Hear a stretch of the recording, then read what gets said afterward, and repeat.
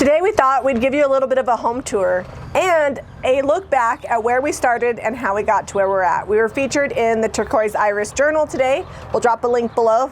And we planted a couple trees, so we thought it was a good time to share. Perfect timing. We purchased this home in July of 2019, pretty much as is, no warranty, nothing like that. And we were super excited. Even after a bad inspection review, we went for it. Two young kids that had no idea what was coming. We started out with an architect to help us design this beautiful house. And I remember when I saw this rendering in the video thinking, oh my gosh, it's gonna be gorgeous. But I did not think it was going to take 18 months to move in and how many ever months to complete.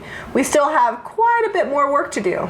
Yeah, you'll notice in the video we're going to show you some behind the scenes of stuff that hasn't been seen before, and not all of the trim's done and the flooring has some stuff going on, but it's fun. Here's us doing some demo, and we're going to kind of just go through this as we went, step by step. You know, we tore it apart thinking, oh yeah, we'll just tear down this old unpermitted addition and it would be easy. We'll just put another addition right there. Watch me swing the hammer. All right, now Harrington's gonna try. He doesn't have a lot more luck. He loosened it up for you though. That's what he says. He says he loosened it. Then we brought in the big guns. And so many bricks. I can't tell you how many bricks I stacked. I've almost forgot how not great the kitchen was before. We still have that garbage disposal. Trying again. She swings a hammer like a boss. So I had to remove this wire because I couldn't shovel the old insulation out good. This is actually the pantry, and we're going to show you some pretty shots here in a minute, but I had to redo the entire inside of the old house because we just gutted it. Walls, carpet, flooring, the ceiling, the insulation, everything is brand new in the 1917 part of the home, with the exception of the wood floors and a few of the floor joists. Oh, and the roof. I forgot, can't forget about the roof. This is the window we almost thought we were gonna cover up. Yeah, we thought that the foundation work for the addition was wrong. We're like, well, that's going to hit it right in the middle of that window, but it ended up being okay. It worked out all right. One of the nice things about taking it all the way back to essentially more than the studs is that we were able to really easily add all new updated electrical and plumbing, and the sewer had already been done 10 years ago, so I didn't mess with that. This half bath is still one of my most favorite parts of the house, and it's actually one of the more finished parts of the house. I still have like a little bit of trim work to do. Well, I remember rushing to get that bathroom done because the park next door had a bathroom and they closed it in October, and we had done a bunch of demo, but we needed a place to go, so we didn't have to get a portage on. Had to have that bathroom done before October 15th when the park closes. These beams, I wasn't sure I was gonna like them, and for a long time they stood out, but once we painted them, it made all the difference. They still give a great architectural detail, but they're not as like bam in your face. They were absolutely necessary when we cut open the rafter ties. The structural engineer said that we had no choice. They had to go in. So now it's structurally sound and wide open.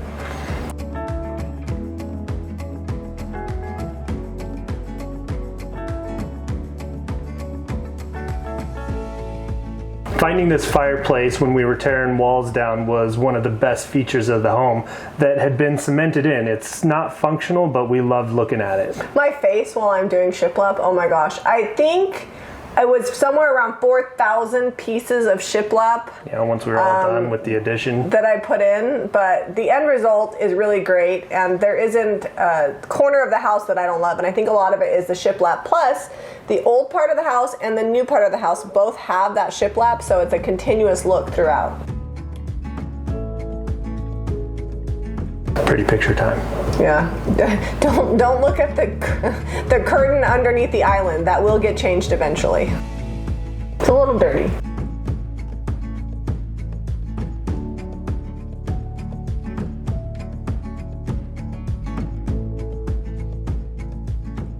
So this is the pantry. Yeah, this pantry and the bathroom in the old part of the house are really pretty special. We used builder grade cabinets, but then we painted them and kind of configured them in a custom orientation, and it looks completely original. You wouldn't even know that we spent less than, what, $500 on those cabinets? With countertops, we were about $1,000 into my bun. We were about $1,000 into the pantry and the kitchen, and it turned out pretty great. And it still is a really functional space in our house. Zeb said that he was going to build cabinets, and I'm glad that I did not wait for that. That was before I shoveled like 82 truckloads of insulation out of here. Yeah. And the flooring is still holding up well, in case anybody is wondering about the peel and stick fake marble. Yeah, and it looks good, and the floor is actually really bowed right there and slopes, so I don't know that an actual marble tile would have held up. It probably would have cracked. No, that was really our best option. So if you have an uneven flooring in an old house, really consider the peel and stick. Plus it has a nice vinyl, the grout lines in between the vinyl, so it makes it look more like real tile, and it cleans up easy. And I'm not paid to tell you that. But you can pick up the hardware you see at jrvhome.com. Oh my gosh, that backsplash. Hey, it still looks good, and it's been, so we finished that, what, about November? Last year? No, that happened in the spring. Maybe it was Look January. outside. Yeah, it must have been the spring. It was when they were finishing up the foundation, which wasn't done till the end of March. Yeah, so we didn't get our lumber package until April 2020 to start building the addition. Right here you see us painting old table legs. We wound up using them under the kitchen sink and on the island. I thought that maybe it was just me is why that grout and the backsplash took forever, but when we hired somebody to do my parents' shower, they did the exact same tile, and it took them twice as long as our shower, so he said it was just really hard to install. Well, lots of little pieces. Natural stone that's not all perfect. So this hood, we legit had no plans. We just built it as we went and kept adding things and trim until we thought it looked good. And then we painted it. We knew we wanted to use the corbels, and you can pick those up at JamiRayVintage.com, shameless plug, but you know, the end result was really what we love. You can see it right out the front door walking up to the house.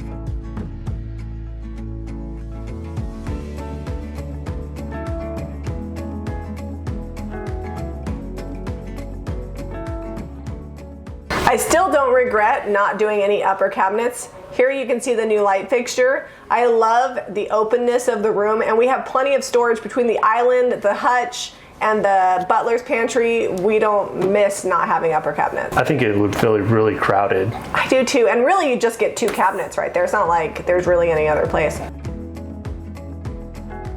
French drain, let's talk about that. Yeah, this is when we started doing the addition, and it was a lot of work, lots of lumber.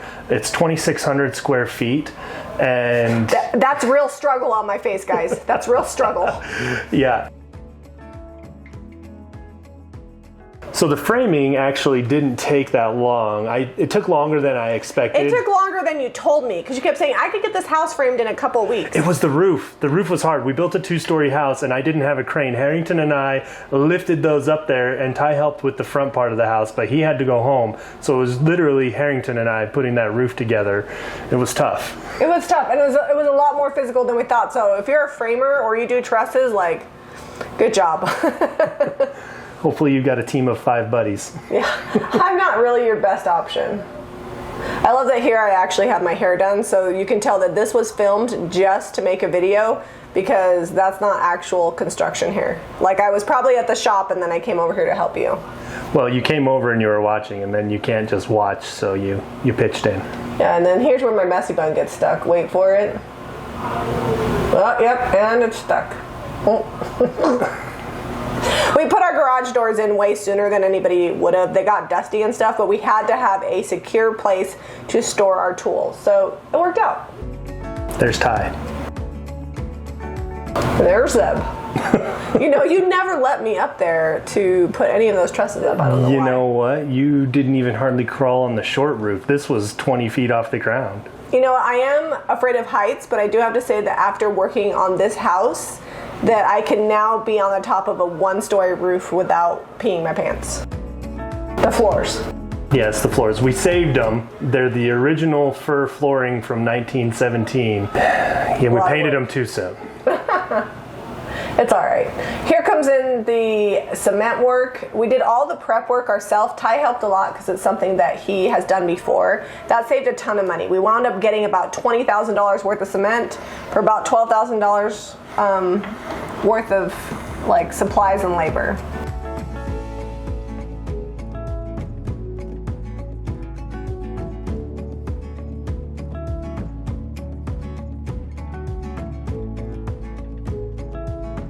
We had chickens. They were the first people to actually live at the farmhouse, and they actually still live here. They're not as cute as they once were, but... Yeah, now the rooster crows all day. I know. He's lost his... I've lost my excitement. I love that there's already a dishwasher there. Hey, we had to get the stuff in because it was sitting in the garage and I had to put lumber in there. True that. I have to say that siding the house was actually easier than I thought it would be.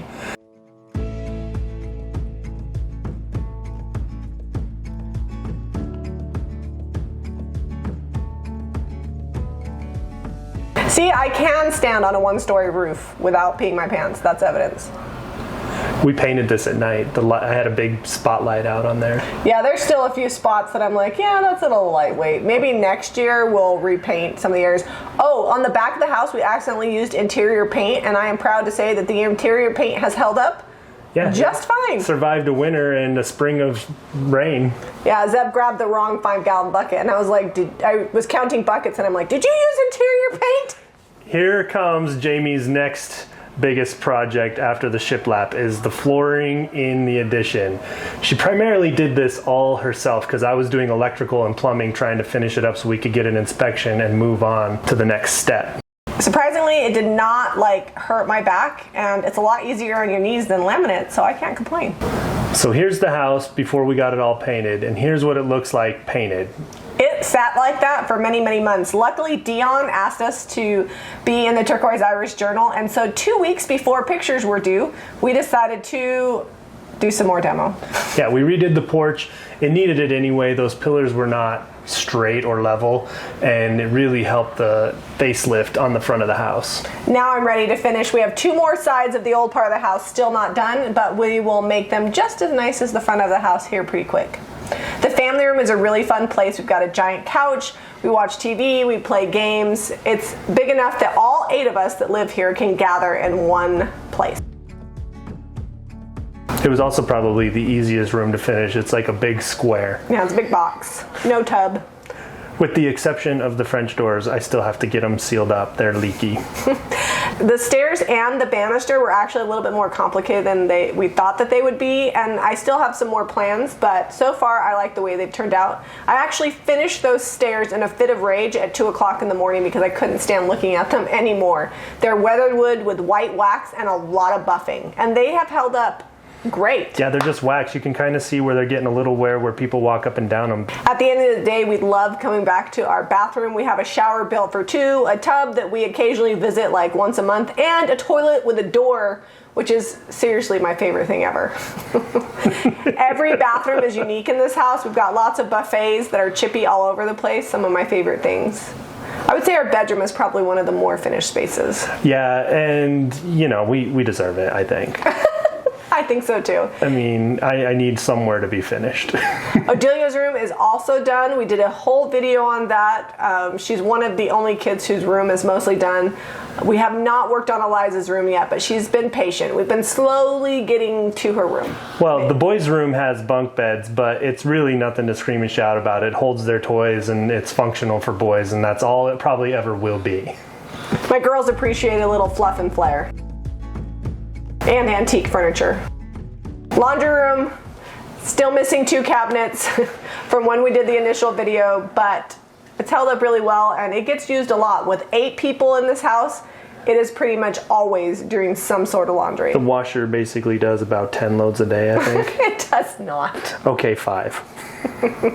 Now that we have the pool, we're always washing towels. That's true. We do go through a lot of towels. We got to get some hooks to put outside so the sun can dry them out and they can use them more than once.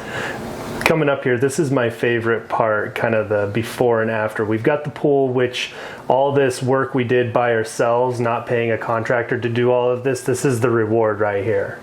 We hired out the pool. The only thing that we did ourselves was the retaining wall and the sod, because when you get a pool put in, there is some authentic battle damage. This is my favorite part of looking back, the compare and contrast, and where we were at when we bought it, middle of the project, and then what it looks like today. We've now owned this house for 2 years and lived in it for 6 months. And the trees are finally in. We really appreciate you guys following along on this journey and supporting us. We could not have made this dream happen without your support. We had zero construction experience before we got started on this. We used a lot of YouTube and a lot of prayer and a lot of faith, and we made a lot of mistakes along the way. I think sometimes we have dreams, but we're so afraid of messing up that we never start. And I'm glad that even though it took a little bit longer, that we decided to start this project and take you guys along with us. If you guys would like to watch more detailed videos on the farmhouse, Zeb's gonna put the playlist below so you can see all of the projects that we did throughout the year and a half. Be sure to visit JamiRayVintage.com and JRVHome.com. If you're interested in any of the paint products and home decor that we have, give this video a thumbs up and subscribe to Jami Ray Vintage for more DIY.